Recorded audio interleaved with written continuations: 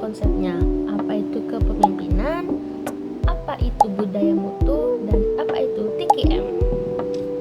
Jadi, kepemimpinan adalah proses mempengaruhi orang lain untuk mencapai tujuan bersama.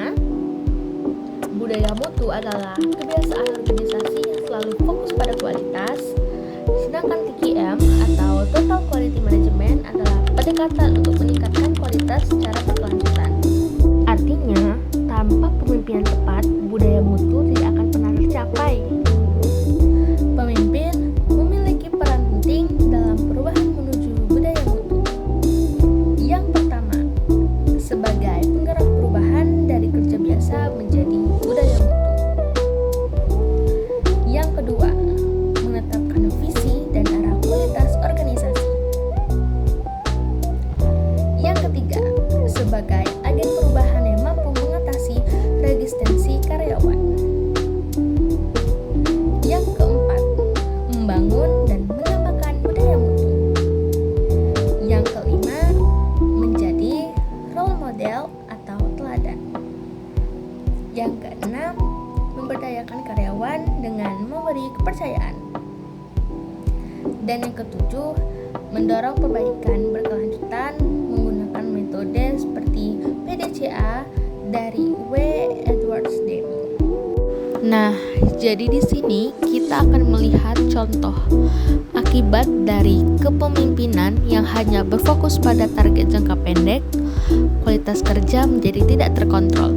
Karyawan mengalami kebingungan karena tidak ada arahan yang jelas dan kurangnya evaluasi dari pimpinan.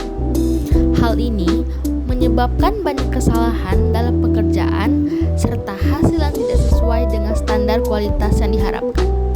Pada akhirnya, implementasi TKM tidak berjalan dengan baik dan hanya menjadi formalitas tanpa hasil nyata. Selanjutnya, pemimpin perlu mendorong partisipasi aktif karyawan dalam proses perbaikan kualitas. Keterlibatan karyawan sangat penting agar setiap ide dan inovasi dapat dikembangkan secara optimal. Melalui kerjasama tim yang baik, organisasi dapat menciptakan lingkungan kerja yang mendukung budaya mutu serta perbaikan berkelanjutan. Namun, masih banyak perusahaan yang gagal karena para pemimpinnya masih berpikir dengan jangka pendek. Contohnya,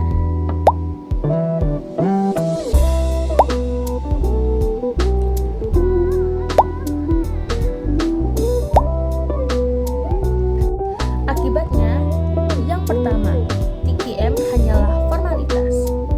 Yang kedua, karyawan tidak percaya. Dan yang ketiga, budaya mutu tidak terbentuk. Jadi, kesimpulan yang saya dapatkan adalah keberhasilan TKM bukan hanya pada sistem, tapi pada kepemimpinannya.